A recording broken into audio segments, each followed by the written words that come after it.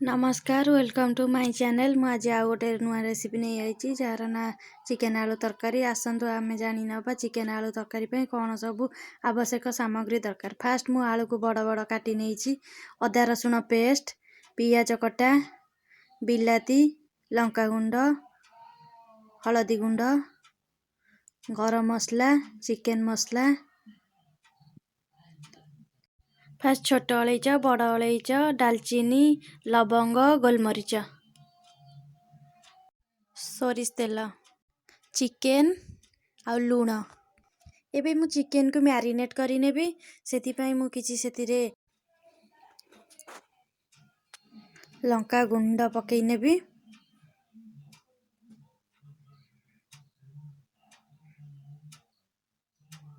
किछि सोरिष तेल, चिकेन मसला,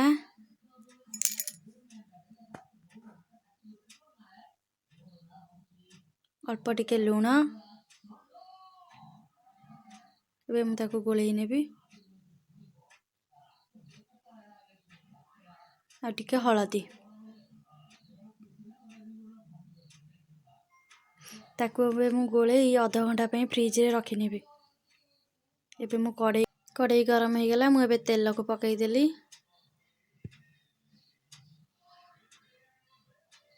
तेल टिके गरम हो गले मु एबे आलू को पकईली। आलू को मु आग भाजी नेबी।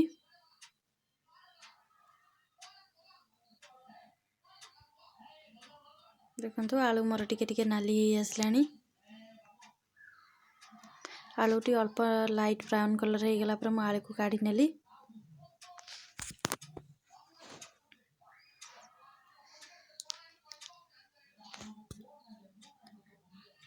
एबे तेल गरम हो गलानी। मु एबे सेतिरे अल्प टिके चीनी देबी।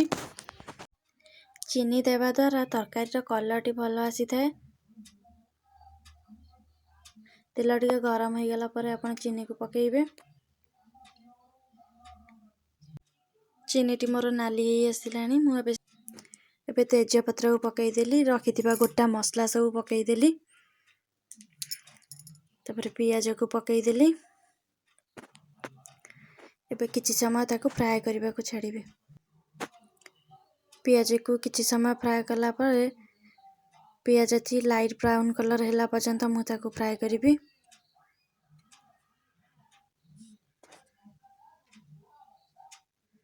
देखंतु पियाज टी मोर लाइट ब्राउन कलर हे आसलानी।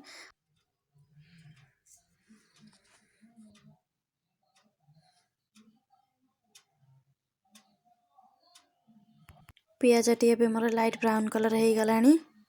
मु एबे सेतिरे रखिथिबा पेस्ट को ऐड करबी। अदा रसुण रो पेस्ट को मु एबे सेतिरे ऐड करिछि।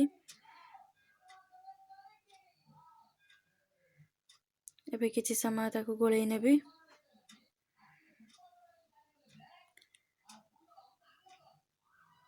एबे सेतिरे हळदी पकेइबी, लंका गुंड पकेइबी,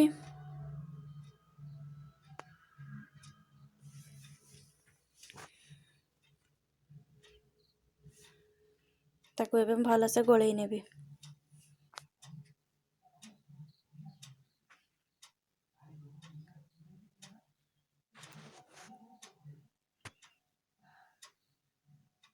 एबे मोर मसला रू तेल छाड़ी आसलानी। एबे मु सेतरे बिलाती को पकई नेबी। बिलाती पकई किछि समय गोळेई नेबी।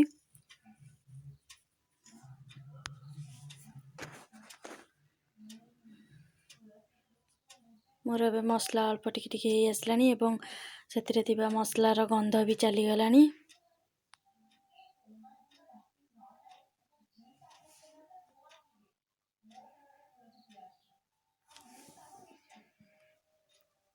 एबे मु सेतिरे चिकेन को पकई गोळेई नेबी। मु चिकेन को पकई नेछि। एबे सेतिरे लूण को पकई देली। स्वाद अनुसार आपण लूण पकईबे एवं ताको गोळेई नेबी।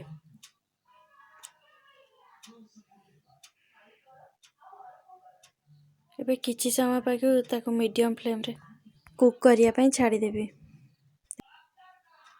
मझिरे मझिरे टिके ताको गोळेई दउथिबे। मु एबे टिके ताको गोळेई दउची। मोर चिकेन रे थिबा पानी अंश सब बाहरुची।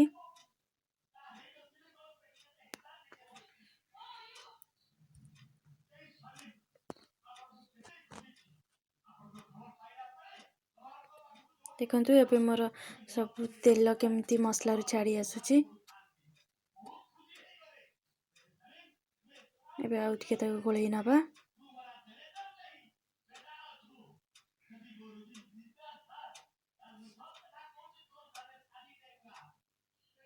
एबे सेतरे आलू को पकेई नबा।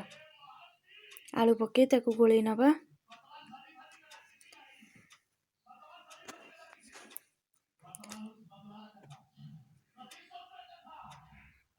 आलू पकेई किछि समय ताको पुणी घोरेई नबा।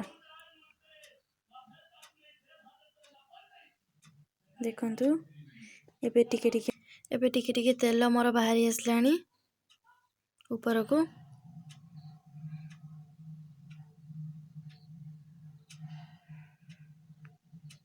एबे मु सेतिरे पानी को देबी।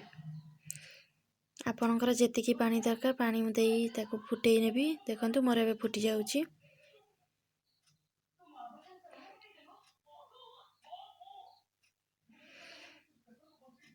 आपनकर जेतिकी आवश्यक झोल दरकार आपन सेतिकी नेबे। एबे मोर चिकेन तरकारी हे आसलानी मु एबे सेतिरे गरम मसला को पकेई नेबी। मीडियम को लो फ्लेम रे रखी।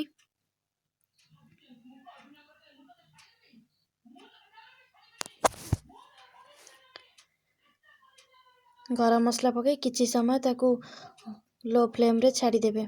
देखंतु एबे मोर गरमा गरम रेडी हे जाईची चिकेन आलू तरकारी। केते सुंदर कलर आसी मोर।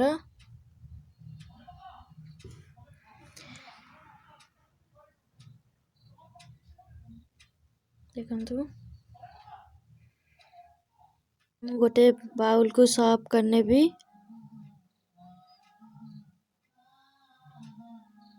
एबे ताको टिके गार्निशिंग करनेली।